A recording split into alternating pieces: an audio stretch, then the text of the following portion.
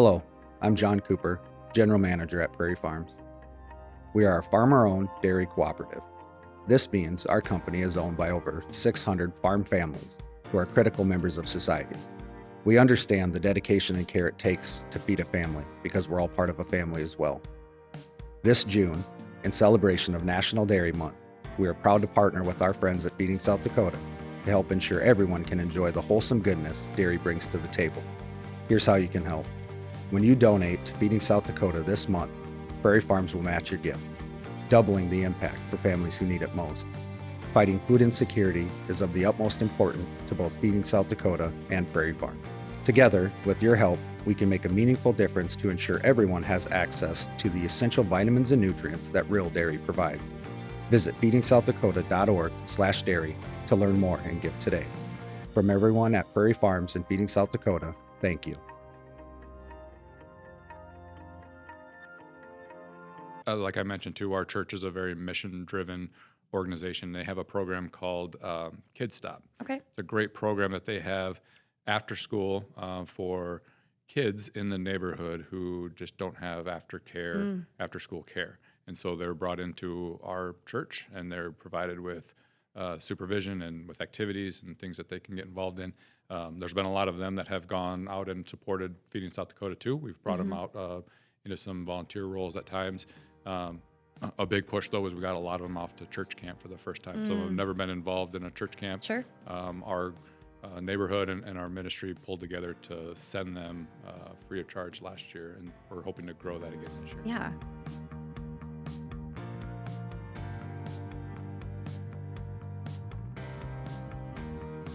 Welcome to this week's episode of 50 Faces of Feeding South Dakota. Hey, if you've been following us and listening to us for the last 5 months, thanks for being here. We just really are enjoying this opportunity to talk about the work that we've been doing here at Feeding South Dakota and what the work looks like really out on the street. This month, we're focusing in on community-led solutions and talking about different ways that communities have rallied together across South Dakota to bring food access to their neighbors facing hunger. Today, we have Brian Jans joining us. Brian, why don't you start by introducing yourself a little? Sure. Well, thank you for having me. I really appreciate the opportunity. My name is Brian Jans, owner of Jans Corporation. We're a local general contractor construction company. Been in the Sioux Falls area for 40 plus years.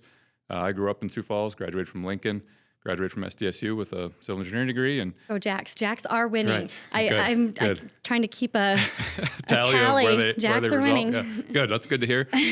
So we've just been growing in this community with it, been a part of changing the landscape of the community and the town, and just so grateful to be a part of what a great Sioux Falls community it's been. Watching it grow and develop, and especially in the last 5 years, it's just really taken off. And so, it really has. The housing, when I am driving through Sioux Falls, I live out of town, and the number of apartments that are going up just as you get on the outskirts of town, it's incredible. It's unreal. I live south of Harrisburg, married, have 3 kids, my wife Stacy, and we have 3 kids, one in a junior at Harrisburg High School, one that's a freshman, and one's a 7th grader. And so that town has grown a lot too. It's going to be attached to Sioux Falls here pretty soon. Yeah, that is a true suburb. We can say that. Right. I always kind of joke I don't like to call Sioux Falls the metro area because, it is metro for South Dakota, but, when you look at the nation as a whole, it's kind of not, but it's definitely turning into that. So we'll have a metro area and a suburb. So that's pretty cool. Yeah. 2025 is our 50th anniversary of the work that has been happening here in South Dakota to provide food access. And Jans Corp has been a pretty substantial part of our history, really. Not only are you a neighbor right across the road, but you have been involved with our physical locations. Do you want to talk just a little bit about that? Sure. Yeah, I would love to. Prior to my even involvement in Jans Corporation, I know we built the original food bank building over on 4th Avenue or off of North 4th Avenue probably 25, 30 years ago. And then we were fortunate to work with Feeding South Dakota again about 9 years ago, I think, when we built this facility. It was a great experience. We started off looking to add and expand to the existing facility, and just due to floodplain issues and things that just didn't work out. And so with some land we owned up here in the Jansmick development, we were able to work out a deal where we were able to donate some land and build this great facility. And we liked it so much that we decided to build a building right across the street for our headquarters. We make good neighbors. You certainly do. So, that's easy to say. That was 2016, I think, that this building Correct. opened. Yep. Mm-hmm. So not even 10 years. Yep. And we are at capacity here. I mean, Right. it's pretty incredible how, much it takes 90% of the food comes in here. But how much it takes that freezer capacity, that refrigerator capacity. It's just so interesting to me. I don't have a background in warehousing or food sourcing. Sure. So I've learned a lot about it. And yeah, so it's good, but you should have made it bigger. It's funny you say that. So we had a great team. Coke Hazard was the architect, the design team. And with the leadership at that time, too, there was a lot of planning put in place for future growth. There was master planning done so that this place can be expanded upon. It's one of those things that you hope that isn't a need because of what the purpose that you're serving, but Right. also with the change in how you serve people and what the needs across the state are, know that it's great to have that ability and know that there's people willing to step up and do that. And even to the point, so you have an engineering background. I don't, but when you put a refrigerator or a freezer in, there's certain requirements in the flooring underneath it. And that was even considered. If that space had to be expanded, there was more flooring space Correct. that we're not currently using, but we could, right? Yep, exactly. There's a freezer and a cooler currently, and it's much more expensive to insulate for a freezer because of the colder temperatures. And so at the time, the discussion was had, should we pre-insulate the cooler so that someday it can become a freezer, and that was done. So when that time is ready, there's a lot less expense. You don't have to cut into floors or find a different location for a freezer. It's already built in. Already there. Well, that was good foresight. I will say that. Great team. So you're here today. The reason we invited you on was to talk about one of our mobile food distribution locations here in Sioux Falls. And we've talked a lot about how the mobile food distribution really expanded out of COVID. We're currently at about 100 sites across the state. But First UMC here in Sioux Falls is our largest Sioux Falls distribution.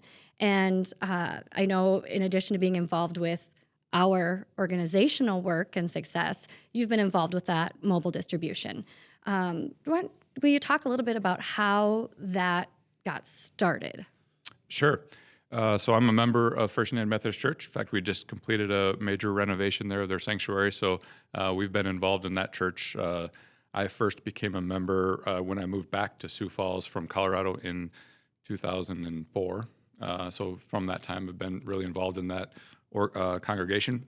And it's a very mission-driven church. That is a big part of what they do. They do service at the banquet. They do local services within the community. So it's downtown Sioux Falls, right off of Minnesota Avenue and Spring. And so it's a very in-need area of Sioux Falls. Yeah. It's a challenging population at times. And so we've had that conversation as a congregation before is, the church building itself is well over 100 years old.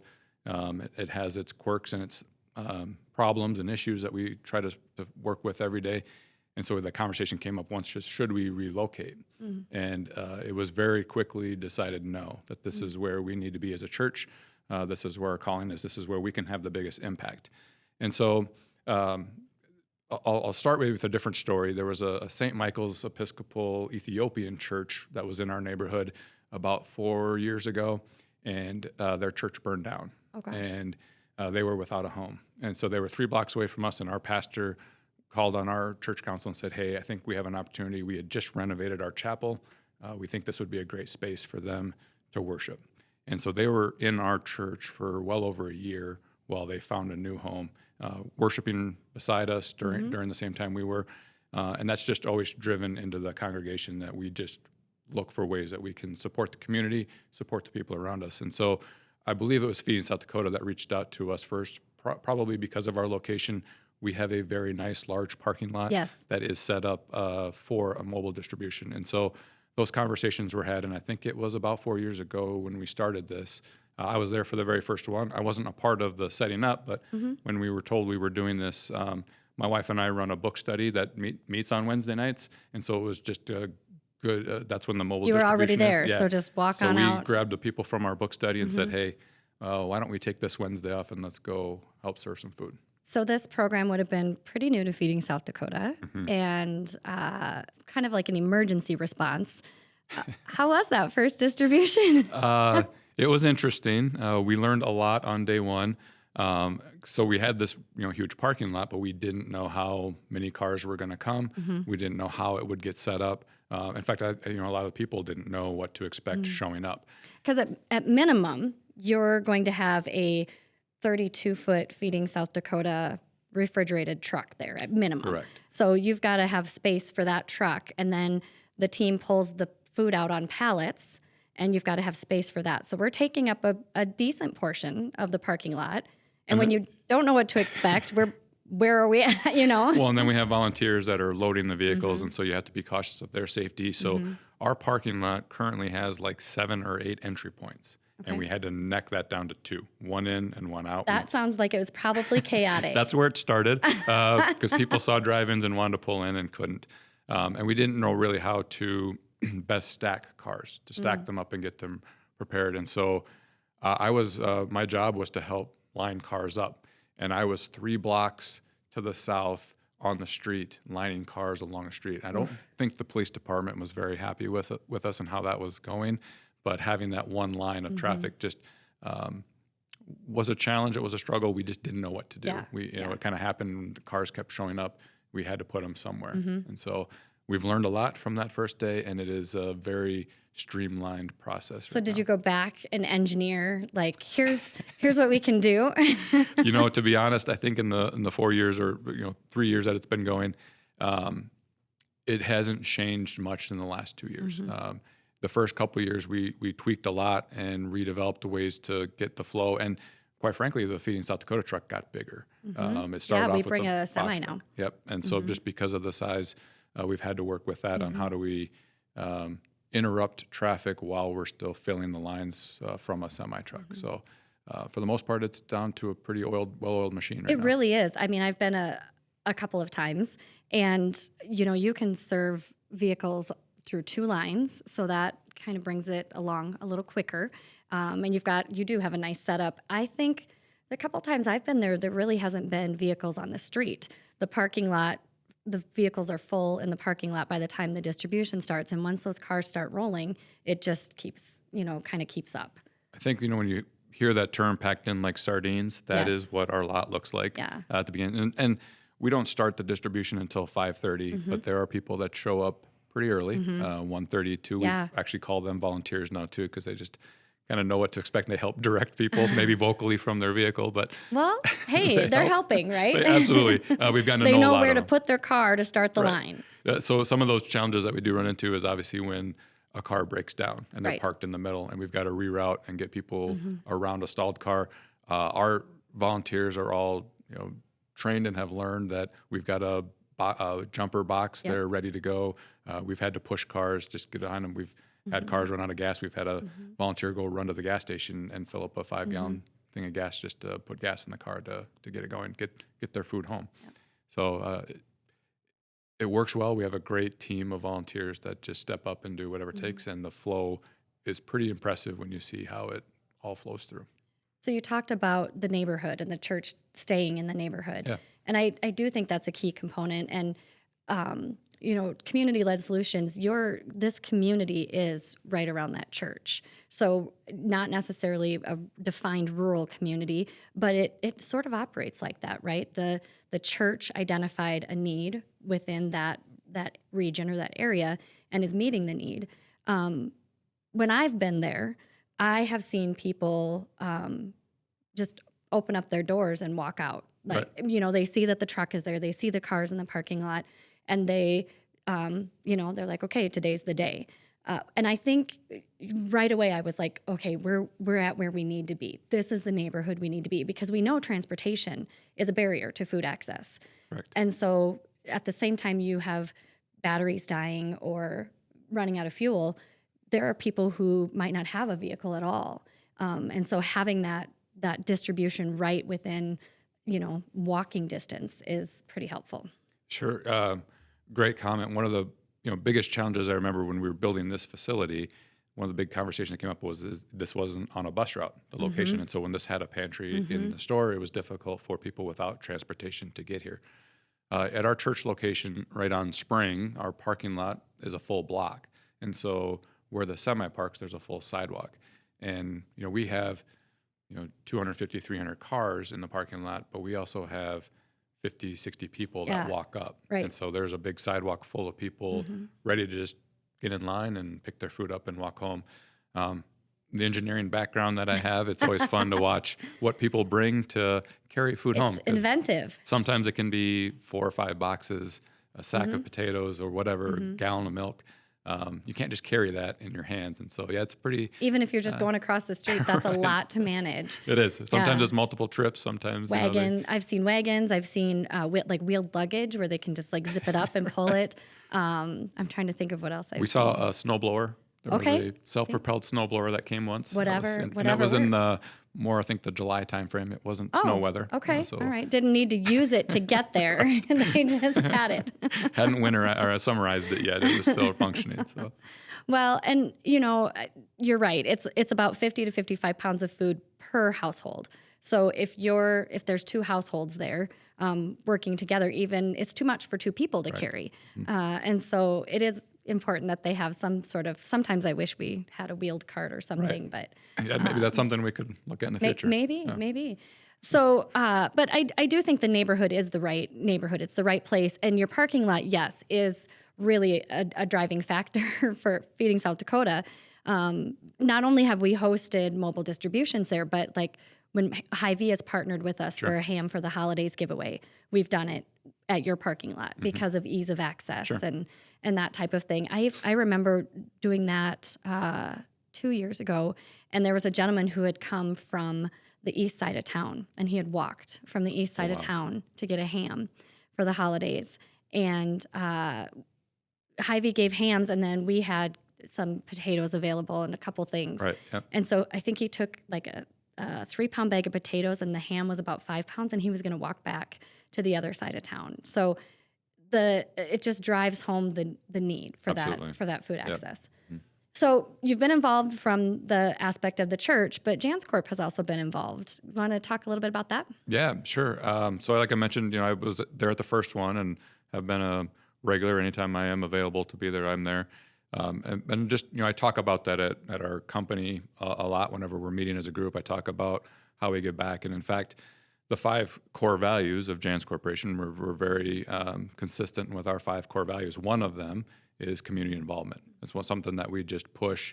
And in our terms of core value, it means a lot of different things. It doesn't mean just giving back and donating time within the community, but also within our organization. We want active members in our business. And so to help support that, we promote people to get involved and get active in more things than just work. And so we've had quite a few of our, our own employees that show up that participate in it. And then it got asked the question of, hey, we're planning on bringing a semi. And with a semi, that brings some more challenges of, we've got I don't have the Tommy lift on the back to lower food down. Would you be willing to lend a forklift? And our safety director volunteered and said, I would love to bring that every month and I'll operate it. He's a certified operator. So he gets to unload trucks and then he assists each time throughout in between moving pallets around and moving food around. He gets out and loads cars up himself. So he's been a part of that for over 2 years now. And then just like I said, several of our employees just come and volunteer where they can. It's been great to see that participation. There was one time where he couldn't make it, and they asked me to drive the forklift. And they haven't asked me to do it since. I think we owe him a best forklift driver I think certificate. He would be pretty happy about that. Maybe you need a worst forklift driver? Second best. We'll do it that. Yeah. Okay, that sounds a little more positive. Out of 2. Out of 2. You're not a loser, but you're not a winner. Right, exactly. I'll take that. Well, I think, when you talk about your involvement, and you're right, our team goes out with those lifts and the pallet jacks, and it's a very physical job. So when a forklift is available, it's always appreciated, but it was necessary in this situation. In the first 4 months of this calendar year, about 300, I got to look at my numbers, 347 families have been served. And that's an average. And that's about a 3% or just over 3% increase from that same time last year. Right. So are you, as you're there and doing the work month after month, are you able to really tell that there's this increase happening?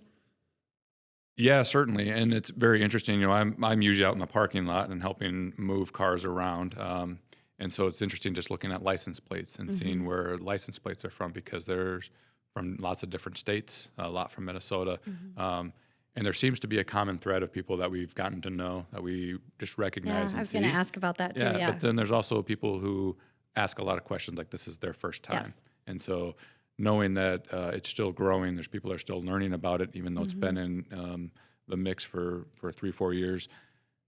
People are still moving to this community and still are having those struggles. And still getting that word out, letting them know that they can come here, that's available. We're going to see that growth. I think the most typically we can fit on a truck is 400, so that's kind of been the limit. And we've stretched that a couple times. It's very sad and heartbreaking when there's still cars left in the parking lot and you're saying, I'm sorry, we're all out. But it's great to say, because there's so many distribution points, we can say, but since you missed this one, there's one on this day coming up. You be sure you make it early. Get to that one if you can. Well, and you mentioned, okay, now I'm going to lose my train of thought here, but you said something about it's heartbreaking to say that there's not enough. Oh, I know what it was. New people. Are you finding any challenges with like language barriers? I know there's one particular location that there's a lot of Ukrainian individuals that come to get food, and it's difficult to communicate. I mean, our team does the best that they can, but are you seeing that with any changes with the mobile? Yeah, that certainly is a struggle at sometimes. There is a language barrier on some, and my wife, Stacy, typically will volunteer in the check-in line. So what they do is have an iPad, and they go through and check IDs and make sure that they haven't been to one already and that they're in the system. And yeah, there is some difficulty there of just communicating. Hey, all I need your name, need to know if just to check you in, and sometimes that can be a challenge, but it's nice when we have somebody who volunteers who is bilingual. It makes a big difference. We opened up shifts for some of those distribution locations that we knew were challenges for people to volunteer their time and come and translate. Yep. And I know some of our ops team have learned the little bit of Spanish that's needed to ask those questions, like what's your name, how many are in your family. So when I'm checking in and I run into that, I just sort of look around and say, who can come help me? Who can come save me? Well, and if you were to ask some of the people who maybe are coming to get food, I'm directing traffic and I use my hands a lot. They're probably thinking I'm speaking a second language or something, because I'm not always getting it right of people understanding what I'm trying to tell them, which lane to go in. Yeah, and it's very real. When those cars start rolling, you do not do anything to disrupt the cars going. And it wasn't at your location. There was another location. There was a gal that was coming through, and I was directing traffic. I'm sure not as eloquently as you do. But so the cars are going, and she had kind of pulled past me, and she stopped. And she turned and leaned out her window and she said, I just want to thank you for being here today. And she said, I'm getting treated for cancer, and I'm able to do the chemotherapy because I can get food here and I can be strong for it. But before she could even finish, I mean, that wasn't very long, the volunteers were up there hollering, hey. I was like, oh, geez, get going. Thank you. Yeah, go. So, yeah, there's no once you want to socialize, you come early. Right, exactly. Yeah, absolutely. And do it when you're walking through, not when you're in the driving lane ready to go. It's go time. Once the wheels are spinning, you do not stop until they're putting food in your car, and then you keep going. But it's efficient. I mean, there's that. And I think when we talked earlier about people coming at 1:30, 2 o'clock, the fact that some people have not been able to receive food, it really drives that. They get there earlier and earlier because they want to make sure. Right. And that's not our recommendation, because sometimes it's really cold or it's really hot, and that can be what causes some of those vehicle issues. Sure. You're leaving, the hot air on, and your battery goes dead, or you're listening to the radio to kill some time or whatever, and it just doesn't make it. So. Yep. One of the exciting things about the group and about the process, because it is a hard stop at 7 o'clock. It is. Because people have lives, and we need to get it. It could go all night. Right. And on maybe a slower night, we've gone through the line, we've gotten through the parking lot cleaned out, and we're starting to pick up cones, and a car will pull in, and it's very easy. We can open the back of the truck up and say, hey, we've got 5 minutes. Let's see what we've got. There might be not a full meal left, but let's take what we've got. And the volunteers are always willing to throw in what we have, get them what we can. And that just bodes to that, problem is, that person wasn't waiting till the last minute. They had a job. They were trying to get away from that job. They couldn't get there at 1:30 in the afternoon to sit in line. They still have a life to live. And so knowing they're trying to get there as fast as they can, we can still assist them and get them on their way. And having the option too, that I've seen, and I talked to a gal at check-in at your location once. She was just there to pick up for her young neighbors who just had babies but didn't have food. And so she said, I'm just going to pick up some food and take it back for them because he works nights and she stays home with the kids and doesn't have a car. So I think that's such a great thing to see and hear, is that you don't have to be the person who needs the food. There are so many people that are willing to help. Right. That's a great point. So I've put all 3 of my kids out and helping and to volunteer. I think it's important for them to get involved. It's a great experience. At a young age. And you see a lot of variety of vehicles that come through there. There's some very nice brand new vehicles. And you're kind of, we got the question right away. I was like, well, why would they be going through the line? If they can afford that, why are they here? And I said, you don't know the whole story. You can't make a judgment because just to that point, we've had a lot of conversations with the people who were driving because they quite frankly roll down their window and say thank you. And, they do. Have a little conversation while we're waiting. And a lot of them are picking up for their neighbor or for a friend or for somebody that doesn't have transportation or can't get off of their job. And so they are picking up for somebody else. I mean, they're waiting it out for 2 or 3 hours in the cold just to bring that for somebody else. And sometimes you can tell that people are living in that vehicle. Right. And so it might be a nicer vehicle, but it might be all that they own. Sure, absolutely. I hear it sometimes, too, about the dogs.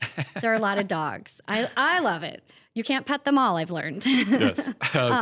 But, if you can feed a dog, why do you need to be here? But for some people, that's the only thing that they have. That's the most important thing in their life. I have to tell you a little inside joke on the dog situation because there is a frequent person in our distribution point who has a huge dog, big, loud, massive dog. Oh. And he drives a little PT Cruiser sometimes. Oh, gosh. And he barks a lot. And we have one of our volunteers named Ryan, faithful, does it all the time. And since I get to direct traffic, I always direct the dog into his line. You do this on purpose. I do it on purpose. And he always has comment, and he doesn't. This is why you're second I hope best he doesn't listen to forklift this. driver. I hope he doesn't listen to this because he doesn't know. He's always like, this dog is always, and it looks like a vicious dog. He doesn't know it's intentional? No, he probably does now. But yeah, he always gets the dog in his lane. Oh, no, we've ruined it. We've ruined the joke. Well, he still can't get away from it because I still get to put him in his lane. Yeah, he doesn't have control over it. So we've talked about how this distribution is in the right neighborhood, right? But typically it's that community that supports the work that's happening in that distribution and for the people that are in need of this access. Have you seen community support, or what kind of community support have you seen through delivery of this mobile over the last almost 4 years? Yeah, sure. It's been really good to see the community kind of come together. Like you mentioned earlier, you see people come out of their front door and just walk right up to it. The people standing in line, when we're talking about them having to carry food, it's they don't all know each other. It's not a real close-knit community, so to speak, sometimes. But they do seem to help each other and help out. We've had a lot of people ask, how do we get more involved? How can we participate?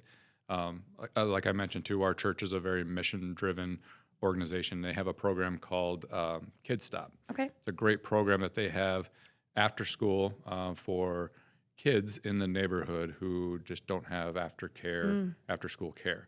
And so they're brought into our church and they're provided with supervision and with activities and things that they can get involved in.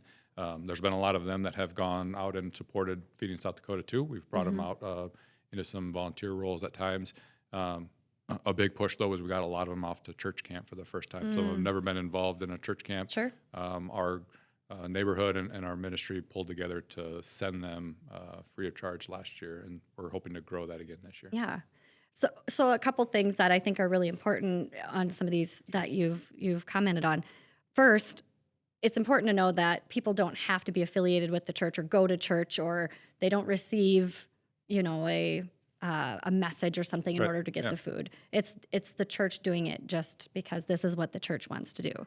But also, I think that involvement of kids, and especially kids right from that neighborhood, is so great. Right. Because they're learning that responsibility of giving back. And I find it so interesting that it's not a close-knit community, so people Right. kind of keep to Yeah. themselves. Absolutely. It's great to see the kids get involved, and it's heavy work. It's It is. lifting. It You're is. lifting boxes up Yeah. into cars, and Nice to have younger ones do that sometimes. yeah, I've definitely needed an ice pack It's a or two workout. afterwards sometimes, but it's been great to see that involvement. And one of probably the bigger challenges maybe is we've had groups that have wanted to volunteer at our, and we've let them. There's been, I know like TSP and some other organizations have volunteered their team, and some of our local full-time volunteers are kind of like, well, Yeah. you don't need me? Like, I'm going to be there, Like, I don't need to show up this time. Because you can have too many volunteers. Yeah, absolutely. But so you have sort of this core volunteer group then. Yep. Do they primarily come from the church and Jan's Corp? Is that kind of the mix of that? Yeah, the majority of it's from our Okay. church and from different aspects of our church. Sure. It's a wide range of people, and there's actually kind of two shifts. There's an early shift that comes and help get the car set up, and then a new group kind of shows up right around that 5:30 to kind of get things prepped and set up. Well, no wonder it's a well-oiled machine at this point. I mean, it's like a baseball team. The longer you work together and practice together, the easier it is to win the tournament. Yeah, so Matt Nelson and April Lovern are the two co-chairs of the group, and they work together very well of getting volunteers set up and getting the coordination done. It wouldn't be the same distribution flow if it wasn't for those two individuals. Do they have walkies? I feel like there's walkie-talkies. They do. Yeah, Yes. there are, and they have glow stick wands, and they're doing counts, and they're talking to each other. And Matt has a loud voice, so if somebody tries to come in the wrong driveway where there's a cone, I've heard him say, "Keep going." He is not afraid Around the to corner. direct people where Yeah. they need to go. He does a very good That's job. okay. He Yeah. directs me where I need to go all the time. Yeah, well, that's good. Somebody's got to be the leader, not the boss or in charge, the leader. We've also had first responders at the mobile location. I mean, you talked about the neighborhood it's in, close to downtown. Sure. And so on occasion, there might be where we have to have just a little extra help. I don't think it's really a safety concern so much as making sure that things just stay civil. People can really get panicked and desperate when they need food.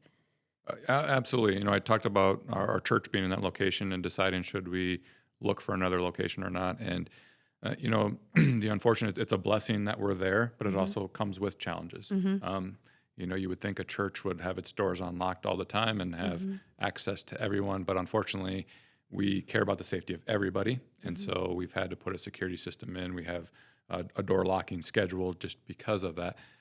We've never had a major incident, but we just want to be protective. And the same thing with the distribution is there's a lot of volunteers. There's children there, like we mentioned.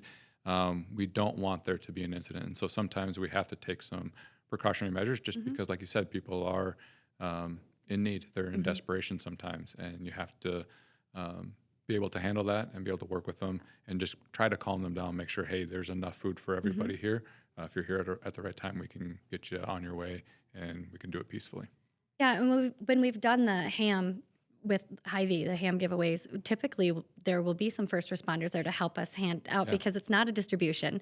So we don't engage your whole awesome volunteer group. Right. We recruit our own, and it's usually not that many. But that I just think it's so great to see that they understand that there's a need, and just having their presence there just helps build that level of trust and comfort, I think, between a community that might be afraid of them or, not want to be around them, concerned that maybe particular behaviors might be drawn out. But when they've been there, it's just been like, here's your ham, here's your, have a great holiday. So I think that's really great to see that full circle, like everybody's coming together, circling around and helping to make that happen. Absolutely.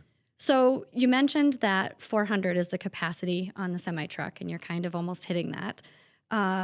What kind of work does it take to keep this going with this constant increase and this not knowing from month to month what to expect. Yeah, that's usually a challenge, especially something that's been going on for several years. A lot of times it can lose steam.